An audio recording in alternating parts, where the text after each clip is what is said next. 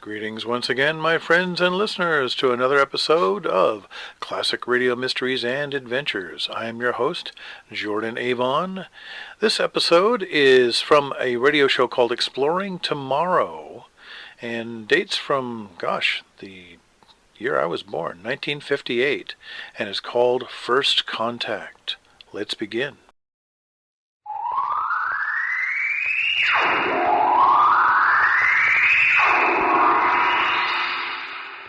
Now step into the incredible, amazing future as we go exploring tomorrow.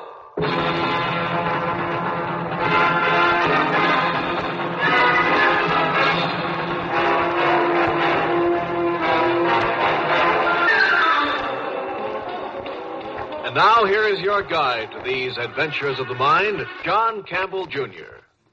For many years, a lot of us have been interested in considering the possibilities of meeting other life forms, other intelligent beings from other stars. Now, if there is life out there, some form of life, and remember, it may be beyond our most far-fetched imaginations.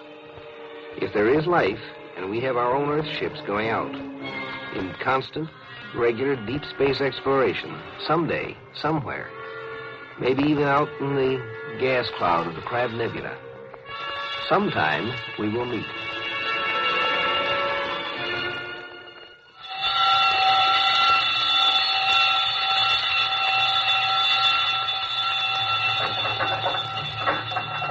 Step it up. Step it up, the scanner. Maximum. Maximum magnification. Maximum mag. More. Sorry, sir. Max is mag. You see? Can you see? Now, visibly. Quarter it. Quarter it, sir. Step up the scanner. Step it up. Don't you understand? I've got to see.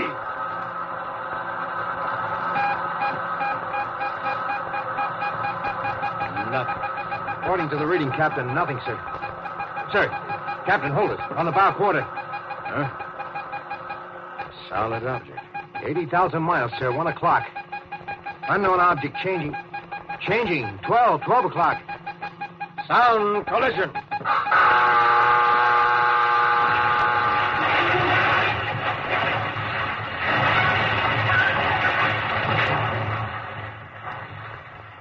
Make ready, Mr. Dort. Now hear this. The captain will now address the ship. First, you've heard the collision alarm. You will all now take action stations. Man all weapons. Condition of extreme alert. Red.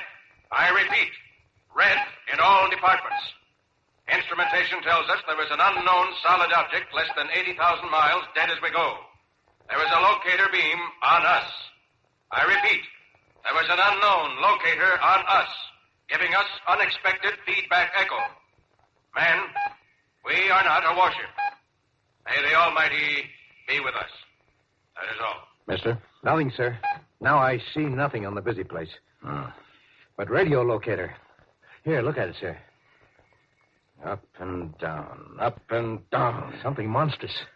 Monster in size, sir. Making lunatic dashes toward us. At collision speed. Then skipping away at the same fantastic speed. We are not a warship. Here it comes. Here it goes away again. All on radio locate. On busy plate by eye, nothing. Can't detect a thing. How many solar systems in our galaxy?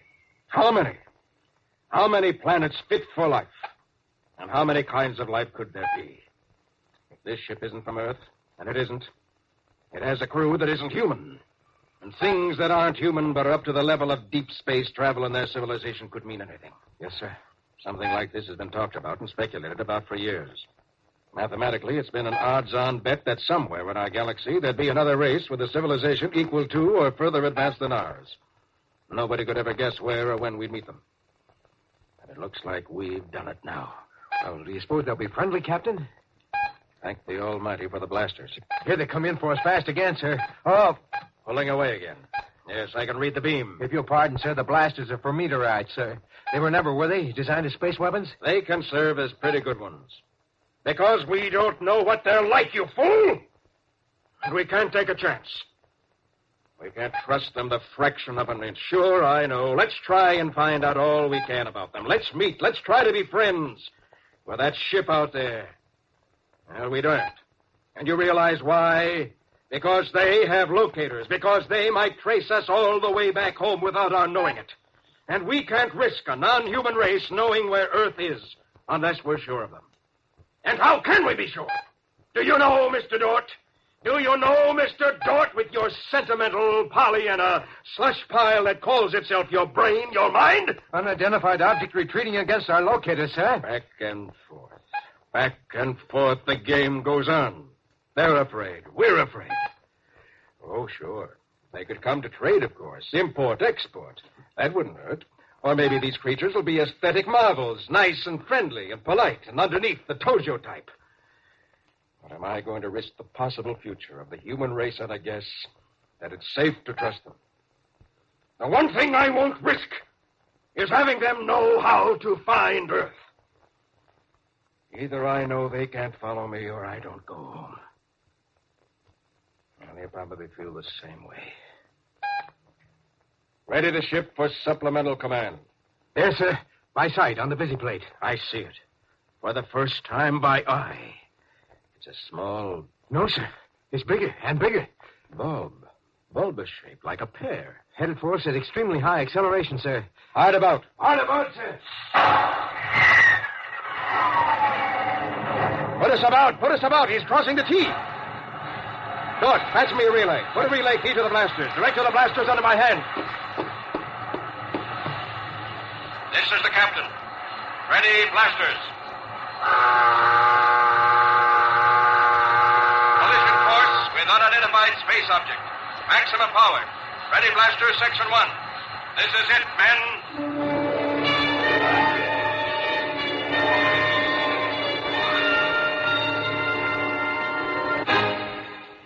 Exploring Tomorrow continues in just a moment. All of us, as American citizens, believe in our inherent liberties and freedoms, such as the freedom of the individual to choose and elect his own national representatives. It has been said that there is only one ruling class in America, the people themselves, who, through their vote, have established the law of our land. The real importance of this freedom depends on our accepting the responsibility not only to know what we are voting for or against, but also to choose our leaders for the best interests of the nation. So, accept your responsibility and ensure your freedom. 2 spaceships, 2 scientific expeditions, each uncountable miles from their own home. One from Earth, one from where? The other ship stopped, Captain. Cut power. Quite stationary, sir. Captain to crew. Steady as you are. Unidentified space object, now stationary. Do not fire. I repeat, fire only on command. This is a trick. You will fire only on command from myself and only when verified. As you are. Stop dead, sir. They are. Dead for sure. Have a look. How far do you make them? Range 20 miles, Captain. Now they're sending modulated shortwave at us, sir. Frequency modulated? Yes, sir. Yes, I see your needle. Apparently a signal. Not enough power to do any harm. Look up in the left bow visiplate, sir. There's something now. Yes, I see movement on the outside of their hull. Their coal black hull. We shine like a mirror. Did you ever hear of a jet black spaceship, mister? We want to reflect the sun. Perhaps they... Want or need to absorb heat from a passing sun. Yeah, I know. Now, what's that thing? Small, round, whatever it is, it's coming out of the side of the ship. Watch. Huh? You're dripping sweat on your instruments. Oh, I'm sorry, sir. Yes, I realize what they're up to. If they send anything toward us, it might seem a projectile or a bomb. So they come close, let out a lifeboat, and go away again. Figure we can send a boat or a man to make contact without risking our whole ship, too. Captain, that means they think... Pretty much as we do. Yes, I'm glad that finally occurred to you. Mr. Dort, by law of Space Command, I'm not allowed to leave my ship except to jettison. Mr. Dort, this is not an order. No, sir. And would you care to go out and look the thing over, whatever it is? The alien ship continued to retreat. 40, 80, 400 miles. It came to a stop and hung out there, waiting. Earthman Tommy Dort, climbing into his atomic-driven spacesuit inside the airlock, heard this mileage report and felt safer, but just a little bit safer. For if the unknown black space intruder had stopped its retreat at 400 miles, he reasoned it might not have weapons effective at a greater distance. But Tommy felt lonely and a little expendable, speeding toward that tiny black dot which hung in the incredible brightness of the star gas. 4,000 light years from his wife and family and home. Speeding toward that tiny black spot, the only solid object he could see in all this glowing space. And then he landed. It was a slightly distorted sphere, not much over 6 feet in diameter. There were small tentacles or horns projecting from this black space orange. They looked rather like the detonating horns of an old-era submarine mine, where there was a glint of crystal at the tip of each. Then through his suit he began to feel vibrations. A section of the rounded hull beneath his feet opened up. He moved sideways fast. It opened up and out. And when he looked inside into the now open insides of the little sphere, no, he didn't see the first non-human civilized beings he expected. What he saw was simply a flat plate, and on that flat plate a dim red glow of light came and went. Even inside the protection of his spaceship, Tom Dort felt the hairs in his neck rise and bristle. In momentary terror, he pressed his sleeve button to switch communicator. Very good, Mr. Dort. Don't panic. No need to panic. Fix your scanner to look into that plate. Harry, these creatures are our equal. But, sir... They dumped out a robot with an infrared visiplate for communication is all. Not risking any personnel. Good SOP for them. Whatever we might do would only damage machinery. That's good. That means they value life as you value yours. Maybe, though, they expect us to pull you with a sphere in on board. It may have a bomb charge that can be detonated when they're ready to blow for their own home. I'll send a visiplate out with a man to face one of its scanners. You return to the ship. Well done, Dort. Yes, sir. But which way is the ship? Head straight away from the Double Star. We'll pick you up, Dort.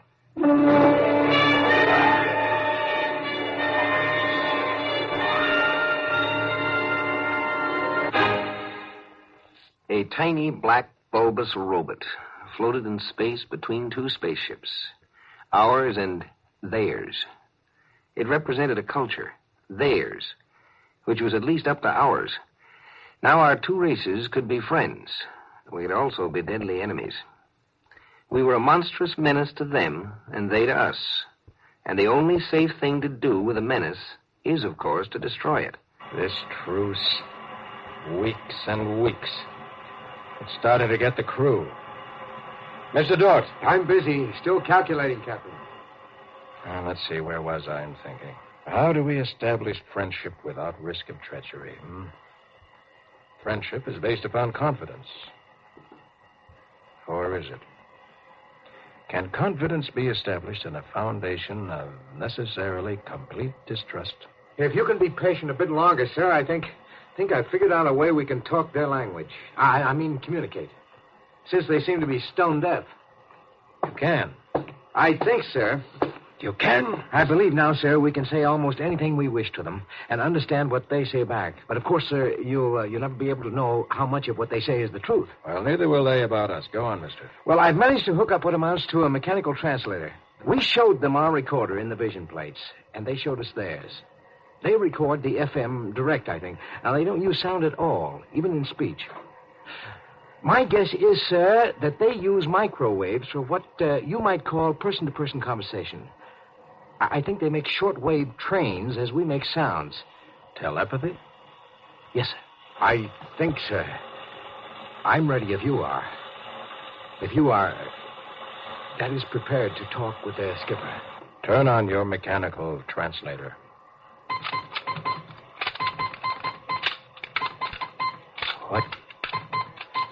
What shall I say to them, Dort? What shall I say? They're waiting. They keep sending something like a CQ. They're oxygen breathers, sir, and they appear not too dissimilar in certain ways. I'm sure I detected signs of irony. Irony? I mean, sir, that implies humor. In other words, sir, I think they could be likable. All right. Send this. Hurry, sir. They're acting suspicious. All right. Say, the appropriate things about this first contact of two dissimilar but civilized races, and that my hopes that a friendly intercourse between the two peoples will result. Excuse, sir. What appropriate things? Oh, just a second, sir. The skipper sends you the following, quote, "That is all very well, but is there any way for us to let each other go home alive? I would be happy to hear of such a way if you can contrive one. At the moment, it seems to me that one of us must be killed." Unquote. All right, then. Send this. Look here out there, whoever you are. It looks like we have to fight, and one batch of us gets killed. All right, we're ready if we have to. But if you win, we've got it fixed so you'll never find out where Earth is. And there's a good chance we'll get you anyhow. We've stayed here a month, and we've swapped information, and we don't hate each other. There's no reason for us to fight, except to protect our races. Well, he says, sir, yes, all you say is true, but that his race has to be protected just as you feel that yours must be. He says, quote, "Perhaps this will help us to think clearly. Suppose we make it so we can't find each other's home planet, but leave a way to communicate in the future. So work out grounds for a common trust. If our governments want to be fools, let them. But we should give them the chance to make friends, instead of starting a space war out of mutual panic," unquote. All right, I have it. Send this. Okay, sir. Whoever you are, let's swap spaceships. Send it, send it. He answers, "Interesting. What is rest of your swapping proposal?" Send this. Swap ships and crews. I remove all star charts and anything else evidential. He removes all his navigational records. We trade each other's key crewmen, and I go for home with my crew and his ship. He goes for home with his crew and his ship. That's my proposal. Tell him that's final. If he refuses, I'll blast. Oh, hold on, please, sir. He says, accepted. He says, accepted. With one proviso that we arrange to meet here, at this star fix, in exactly one astronome of the double star. Agreed. To us, that'll be a year. Send it. Now hear this. On signal, prepare to abandon ship. We sail for home as soon as we have learned to man controls of unidentified space object. And good Godspeed to us all. We will all see Earth again as soon as we are trained, and we train them.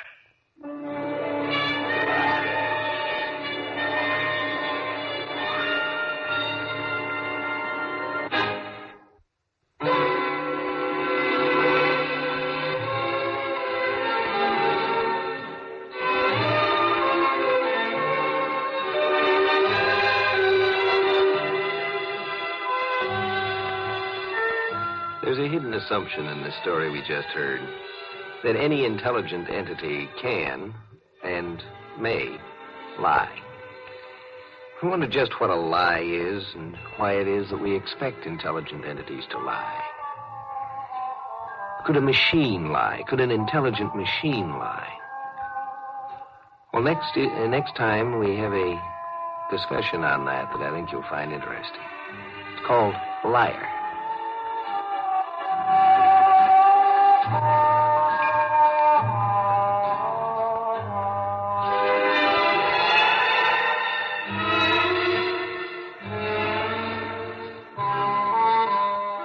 Join us for a fascinating adventure in Exploring Tomorrow. Heard in our cast tonight were Lon Clark and Lawson Zerbe. Script was by Murray Leinster, adapted by Peter Irving. Produced and directed by Sanford Marshall here in New York. Bill Maher speaking.